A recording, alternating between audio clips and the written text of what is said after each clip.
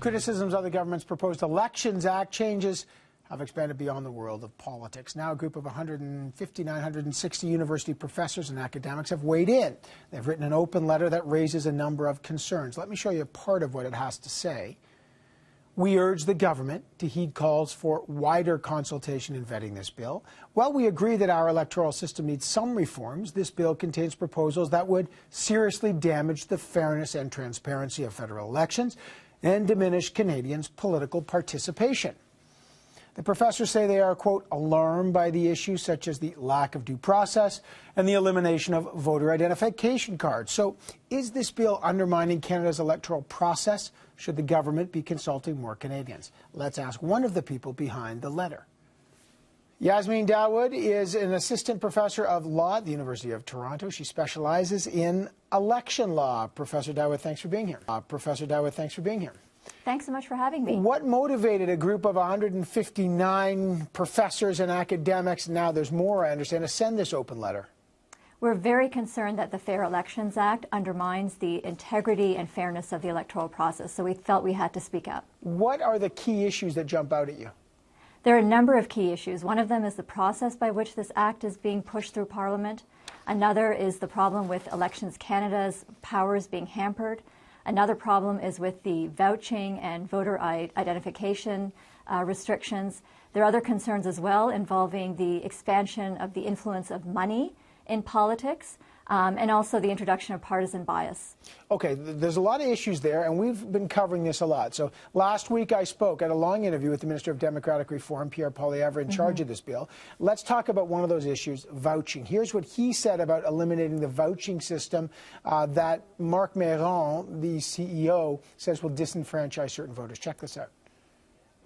It's his responsibility to administer these vouching procedures, and his agency did a very poor job of it in the last election. 42% of the times when vouching was used, there is a serious irregularity, and those irregularities, as I said earlier, could lead to a vote being invalidated. Okay, that's what he says. What's your response to his concerns? I think it's really important to note that there are just a handful of actual cases of fraud when you look at all the provincial and federal elections. So electoral fraud just isn't an issue when it comes to vouching or voter eligibility.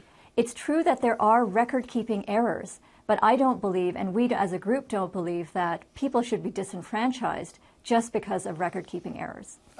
Do you think that the minister is misrepresenting the so-called Neufeld report? I think that the minister is misrepresenting the Neufeld report. Indeed, the author of the Neufeld report, Harry Neufeld, also thinks that the minister is misrepresenting his report. The Neufeld report does not say that vouching or voter information cards should be eliminated. On the contrary, the Neufeld report says that we should enhance the use of voter information cards. Okay, another issue, the ability to compel testimony, which is what the CEO, Marc Méron, wants. In a letter, your group raises the issue of prosecuting the Election Act. The letter says offenses that the commissioner will not have the power to compel witness testimony. That was a major stumbling block during the robocalls investigation. I asked the minister about that. Here's what he had to say. The Commissioner of Canada Elections already has the same investigative powers of a police force. Police forces that investigate the most heinous of crimes in the most complex circumstances with the most uncooperative witnesses do not have the power to force people to speak against their will. That being said, they do succeed in securing convictions for those very serious crimes. He says no reason to give him the power to compel. What do you think? I think that's wrong. I think the only way that Elections Canada can ensure the fairness of the electoral process is to get to the bottom of electoral fraud, such as the robocalls affair. And the only way to do that is to have people answer his questions, in which case the power to compel witness testimony is very important. Okay, so there's lots of issues. What are you hoping to accomplish with this letter? Will people appear before the committee hearings in Ottawa? We would be happy to appear before the committee hearings in Ottawa, but we also want to make clear that there are international and neutral standards by which we can judge elections, and the Fair Elections Act violates these standards in all kinds of ways. Finally, do you think, if this passes, what do you think the consequence will be? I think it will significantly undermine democratic institutions in Canada. Canada is a world leader when it comes to the democratic process. Other countries look up to Canada. So I think not only would it have significant consequences domestically for the fairness of elections, but it would also tarnish Canada's reputation around the world. Has anybody asked you or your group to appear before a committee? We have not been asked at this point. Okay, and so the letter's been published. Is this the last of this group, or now that you've got this group of signatures, will there be a next step? I think our next step is to continue to press for greater consultation with respect to this very important bill. We believe that other people should get involved as well in commenting on this bill. We feel that there's a role for ordinary citizens.